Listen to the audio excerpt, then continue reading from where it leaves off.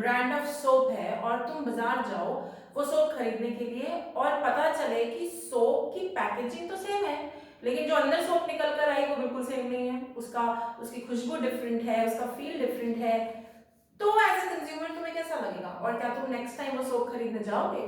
शायद नहीं। Welcome everyone, आप लोग देख रहे हैं इको वर्ल्ड डिजिटल क्लासेस। हम लोग कर रहे हैं बिजनेस स्टडीज फॉर स्टैंडर्ड 12 और इस समय टॉपिक चल रहा है एफडब्ल्यू टेलर की टेक्निक्स।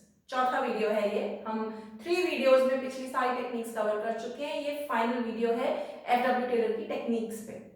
अब मैंने बोला कि तुम बाजार गए अपनी फेवरेट सोप खरीदने के लिए, पैकेजिंग सेम मिली लेकिन जो अंदर का माल मिला वो एकदम गड़बड़, तो क्या तुम खरीदोगे? जो मुझे आंसर लगता है मेरे लिए तो ना है कि मैं शायद कभी भी फिर से वो सोप खरीदने ना जाऊं। अब ये वाला एग्जांपल मैंने क्यों दिया इन वाली टेक्निक्स को समझाने के लिए, क्योंकि आज की टेक्निक एग्जैक्टली इसी बात से डील करती है। आज हम करने वाले हैं 2 techniques, standardisation and simplification and mental revolution. तो चलो शुरुआत करते हैं स्टैंडर्डाइजेशन और सिंप्लीफिकेशन से और फिर मेरे एग्जांपल को वापस बीच में लेकर आएंगे समझने के लिए कि मैंने ये एग्जांपल क्यों लिया। ठीक है, चलो। अब सबसे पहली बात ये समझो कि चाहे एनसीईआरटी की किताब में स्टैंडर्डाइजेशन और सिंप्लीफिकेशन को एक टेक्निक बना के लिखा गया है, बट ये असल में 2 अलग टेक्निक्स हैं। दोनों एक दूसरे से बिल्कुल अलग हैं, रिलेटेड है लेकिन अलग है। तो हम इनको एक एक करके टैकल करेंगे। पहली टेक्निक स्टैंडर्डाइजेशन। अब स्टैंडर्डाइजेशन शब्द को देखो, if you look at the word आपको समझ में आता है कि कोई स्टैंडर्ड की बात हो रही है। किस चीज के स्टैंडर्ड की? बेसिकली टेलर ने कहा कि हर चीज के स्टैंडर्ड सेट होने चाहिए, मतलब एक स्टैंडर्ड, एक बेंचमार्क सेट करना हर चीज का जरूरी है। उसने ये भी कहा कि ये जो स्टैंडर्ड हम सेट करेंगे ये होने चाहिए साइंटिफिक ऑब्जर्वेशन से। मतलब ऐसा नहीं कि आज मेरा मन कर रहा है कि साबुन का कलर व्हाइट बनाते हैं तो चलो व्हाइट बना दिया, कल हमारा मन करेगा कि साबुन का कलर पिंक बनाते हैं तो पिंक बना दिया, बिल्कुल नहीं। उसने कहा कि हर चीज की साइंटिफिक ऑब्जर्वेशन, तुम्हें याद होगा हमने डिस्कस किया था, टाइम स्टडी उसने दी, मोशन स्टडी दी, मेथड स्टडी दी, तो इन सब स्टडीज को लगा के कुछ स्टैंडर्ड सेट करो। तो स्टैंडर्डाइजेशन की उसने डेफिनेशन क्या दी? इट इज सेटिंग बेंचमार्क्स और standards for every activity. Setting standards और बेंचमार्क्स फॉर एवरी एक्टिविटी। उसने स्टैंडर्ड सेट कर दिया कि 1 घंटे में इतनी बननी चाहिए, इस क्वालिटी की बननी चाहिए, इस शेप की बननी चाहिए, मतलब हर बिजनेस एक्टिविटी के लिए एक स्टैंडर्ड सेट कर दिया। और वो स्टैंडर्ड सेट करने में उसने सारे साइंटिफिक प्रिंसिपल्स लगाए। अब साइंटिफिक प्रिंसिपल्स क्या थे याद करो? Science not rule of thumb, harmony not Discord. मतलब आपने कोई भी चीज हिट एंड ट्रायल से नहीं करनी है, आपने ऑब्जर्वेशन कर करके उसको सेट करना है। अब उसने स्टैंडर्ड सेट करने को क्यों बोला? उसका ये मानना था कि जब एक बार स्टैंडर्ड सेट हो जाते हैं और सबको पता होता है कि ये स्टैंडर्ड है, तो हर कोई जानता है कि जब तक ये नहीं अचीव किया तब तक एफिशिएंट नहीं माना जाएगा, तो पैसे अच्छे नहीं मिलेंगे। पहला तो ये। दूसरा, जब स्टैंडर्ड सेट हो गए तो कस्टमर को भी पता है कि मुझे इस कंपनी से जो चीज मिलेगी ना वो इस स्टैंडर्ड की होगी, राइट?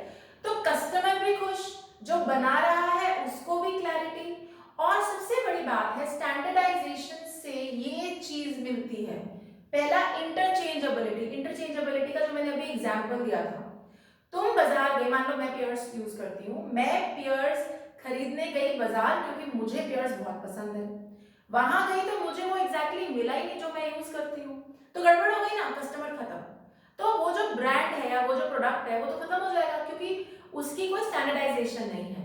तो जब स्टैंडर्डाइजेशन क्रिएट होती है, एक जैसी चीजें बनती हैं। पहली बात, साइज फिक्स हो जाते हैं, क्वालिटी फिक्स हो जाती है, पैकेजिंग, कलर कोऑर्डिनेशन सब फिक्स हो जाता है। तो उससे कस्टमर को एक भरोसा बनता है कंपनी पे कि अगली बार जब मैं चेंज करने जाऊंगा या जब मैं कुछ नया खरीदने जाऊंगा तो मेरे को वही चीज मार्केट में मिलेगी, कोई अफलातून अलग से चीज नहीं मिलेगी। So it helps in that. दूसरा, ये लोगों की परफॉर्मेंस, मेन क्वालिटी, मतलब जो लोग परफॉर्म करेंगे ऑफिसेज में या शॉप फ्लोर पे, उसको सेट करता है। क्यों? मैंने क्या कहा कि बंदे को पता है जी ये अचीव करना है, ये स्टैंडर्ड है, इसको एफिशिएंसी माना जाएगा, तो होगी ना परफॉर्मेंस इवैल्यूएट। और ऐसे ही क्वालिटी ऑफ प्रोडक्ट भी स्टैंडर्डाइजेशन से चेक होती है। अगर आप स्टैंडर्ड के हिसाब से चीज नहीं बना रहे हैं तो वो क्वालिटेटिव नहीं है। इस तरीके से इस टेक्निक को टेलर ने दिया था। और टेलर की ये टेक्निक इतनी ज्यादा यूज होती है पहले भी और अभी भी, क्योंकि अगर स्टैंडर्डाइजेशन नहीं होती ना गाइस, तुम लोग जो गाड़ियां चलाते हो या बाइक्स चलाते हो, मान लो तुम्हें कभी स्पेयर पार्ट की जरूरत पड़े तो तुम्हें वो स्पेयर पार्ट एग्जैक्ट फिट मिलता ही नहीं। Thanks to Taylor's this technique standardisation, जिसकी वजह से एग्जैक्ट साइज एग्जैक्ट चीज आपको मार्केट में आसानी से मिल जाती है। तो ये सेल्स में, आफ्टर सेल्स में, कस्टमर केयर में, कस्टमर डिलाइट में, मतलब आपका जो कस्टमर है आपसे बहुत खुश रहे, इन सब में बहुत हेल्प करती है। और अभी क्लियर, इस टेक्निक से क्लियर है? ओके, मेरा सामने वाला एग्जांपल भी समझ में आ गया ना? Alright, good. अब चलते हैं सिंप्लीफिकेशन पे। सिंप्लीफिकेशन को समझाने के लिए भी मैं एक एग्जांपल यूज करती हूँ। तो मान लो कल को तुम एक काम शुरू करते हो, तुम्हें खाना बनाना बहुत पसंद है, so you start let's say a restaurant और अ होटल, ठीक है। फिर तुमको लगा यार मुझे कपड़ों का काम भी बहुत पसंद है, मुझे ना कपड़े फैशनेबल बेचना भी बहुत अच्छा लगता है, तो चलो मैं ये काम भी शुरू कर दूं। फिर तुम्हें लगा कि यार मुझे तो ना पोएट्री लिखने में भी इंटरेस्ट है, तो मैं एक ब्लॉग क्यों ना बना लूं, मैं पोएट्री का एक ब्लॉग भी बना लेता हूँ। फिर तुम्हें लगा कि यार बट मुझे तो बैडमिंटन में भी बहुत इंटरेस्ट है, तो let me start a professional badminton academy. Now what is happening, आप चार चीजों में घुस रहे हैं और चार बिल्कुल अलग अलग चीजों में घुस रहे हैं। अब देखो, अगर तो तुम सुपर बॉन्ड हो तो इट इज पॉसिबल कि तुम चारों में 100% एक्सेलेंट हो, लेकिन जनरली जो बेचारे आमतौर के नॉर्मल लोग होते हैं वो चारों चीजें एब्सोल्यूट सेम एफिशिएंसी से नहीं चला पाएंगे, दिक्कत हो जाएगी। तो फिर हम वहां पे सिंप्लीफिकेशन करेंगे। अब सिंप्लीफिकेशन क्या होता है, एक आधी चीज को हटाओ भाई, ज्यादा वैरायटी होगी, ज्यादा चीजों में तुमने टांग अड़ा दी, कहते हैं ना दो नाव में जब सवार होते हैं तो डूब जाते हैं, वही वाला फंडा। तुमने ज्यादा जगहों पे, वो भी अनरिलेटेड है, आपस में रिलेटेड नहीं है। अगर सी द क्वेश्चन इज, अगर तुम्हें लग रहा है कि तुम ये चार बिजनेसेस एफिशिएंटली नहीं चला पा रहे हो, देन सिंप्लीफाई इट, कुछ को हटा दो, रिड्यूस कर दो। This process is known as simplification. तो अगर तुम सिंप्लीफिकेशन की डेफिनेशन देखो, it says simplification aims at eliminating superfluous varieties and sizes, मतलब एलिमिनेट कर दो, हटा दो एक्स्ट्रा जो नहीं मैनेज हो रही है आपसे या जो रिलेटेड नहीं है, उनको हटा दो, उन वैरायटीज को हटा दो, उन साइजेस को हटा दो, उन प्रोडक्ट लाइंस को हटा दो। That is what is simplification. अब एक सीधा फंडा मान लो, कोई, मैंने जो तुम्हारा एग्जांपल है इसी को मैं एक बिजनेस पे लेकर आती हूँ। मान लो कोई बिजनेस है जो 10 चीजों में है और 10 के 10 को बहुत एफिशिएंटली मैनेज कर रहा है, somebody like Tata, no problem, manage कर पा रहे हो तो ये टेक्निक लगाने की जरूरत नहीं है। पर मान लो, मैं तुम्हें एक एग्जांपल देती हूँ, एक फ्लेवर इंट्रोड्यूस किया था, this coffee brand, it's a huge coffee brand, इन्होंने एक फ्लेवर इंट्रोड्यूस किया, और उसी एक फ्लेवर के चलते वो फ्लेवर बहुत हिट हुआ। उस फ्लेवर के चलते इन्होंने 5 और फ्लेवर्स निकाल दिए, लेकिन वो 5 में से 3 फ्लेवर्स को चले नहीं। तो क्या करना चाहिए कंपनी को, वो 5 के 5 फ्लेवर्स चलाई जाने चाहिए, 2 तो प्रॉफिटेबल है, 3 प्रॉफिटेबल नहीं है। What should they do, they should simplify. What it means, ये जो 3 है जो प्रॉफिटेबल नहीं है, तुमने चला लिया साल 2 साल, नहीं चला, नहीं बन रहा, एलिमिनेटेड, हटा दो। This is known as simplification. So simplification aims at reducing, हटाना, जो चीजें नहीं जम रही हैं, जो नहीं चल रही हैं, उन साइजेस को, उन प्रोडक्ट लाइंस को, उन फ्लेवर्स को, उन वैरायटीज को हटा दो, ताकि ऑब्वियसली तुम्हें क्लैरिटी होगी ये बात पे कि ऐसा क्यों होगा। जब तुम उन 4 बिजनेसेस में से 3 हटा के एक पे फोकस करोगे तो हो सकता है तुम्हारी बहुत एफिशिएंसी हो और तुम्हारा बिजनेस बहुत बढ़िया चले, हो सकता है ना।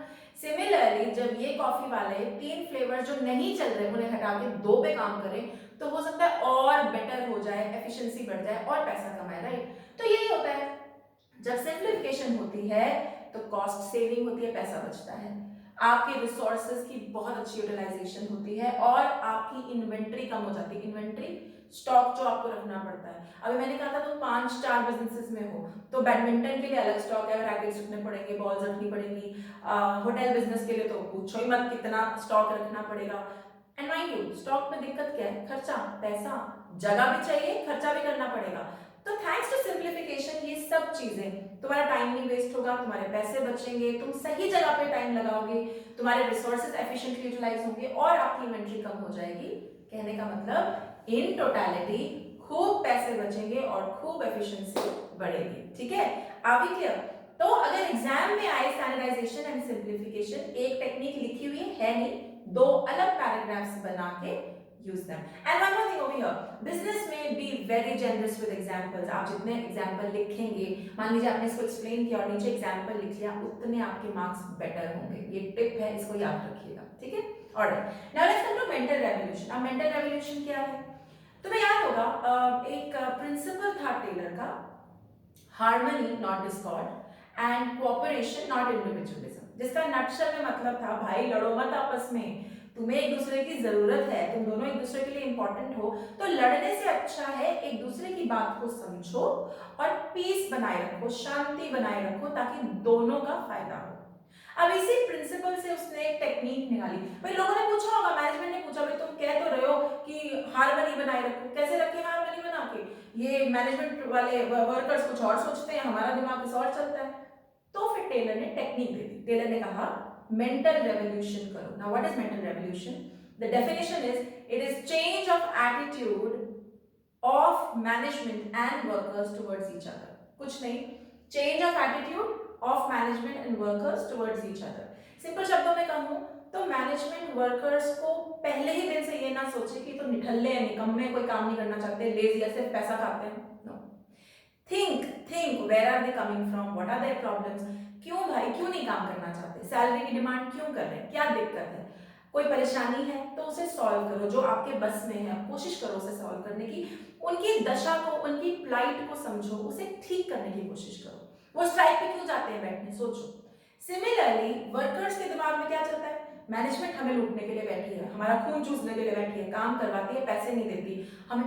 तो तुम सोचो कि मैनेजमेंट ऐसा क्यों करती है, डिस्कस करो कि क्या दिक्कत है, क्या चीजें जो उन्हें नहीं पसंद आ रही, आप क्यों स्ट्राइक पे बैठ जाते हैं, क्या दिक्कतें होती हैं, वो पैसा क्यों नहीं देना चाहते, या अगर वो कुछ दे रहे हैं तो क्या उनके दिमाग में कोई फ्यूचर प्लान है, ये सब चीजें सोचो। तो टेलर ने कहा अगर दोनों एक दूसरे के प्रॉब्लम्स को समझेंगे तो क्वाइट पॉसिबल कि दोनों एक दूसरे के साथ आसानी से काम कर पाएंगे, and as a result of that शांति बनी रहेगी ऑर्गेनाइजेशन में। एंड माइंड यू गाइस, ये कोई फिलोसॉफिकल बात नहीं है, काम हमेशा शांति में ही होता है, लड़ाई झगड़े में, चाहे घर हो चाहे ऑफिस हो, काम नहीं होता। So this is what he suggested, and as a result of that क्या हुआ, जिन ऑर्गेनाइजेशंस ने ये अपनाई टेक्निक, वहां पे वाकई बहुत बढ़िया रिजल्ट्स हुए, क्योंकि आप मैनेजमेंट एंड वर्कर्स अलग नहीं थे, दे वर अ टीम। तो मतलब टीम में अगर जब आप एक दूसरे के बारे में सोचते हैं तो काम बढ़िया ही होता है, ठीक है। ऑलराइट, एक फाइनल टेक्निक है जो मैं यहाँ पे मेंशन करना चाहूंगी, हालांकि आपकी बुक में शायद नहीं है, it is work study. Work study कुछ नहीं है, work study is a combination of 4 techniques, time study, motion study, method study and fatigue study. तो अगर एक नंबर के लिए क्वेश्चन आता है what is work study, you will say work study is equal to time study plus motion study plus method study plus fatigue study. अगर ये 6 marks के लिए क्वेश्चन आया, इन दैट केस आप चारों इन स्टडीज को एक्सप्लेन करेंगे, आप कहेंगे कि वर्क स्टडी इन चारों की एमालगमेशन है और ये चारों आप उनको एक्सप्लेन करेंगे, and that is how 1.5 each के लिए आपको 6 नंबर पूरे मिलेंगे। I hope you are clear with FW Taylor's techniques. With this हम टेलर की टेक्निक क्लोज कर चुके हैं। अगला हम शुरू करेंगे हेनरी फ्योल के principles. If you are seeing me on YouTube, don't forget to like and subscribe. Till then, bye bye.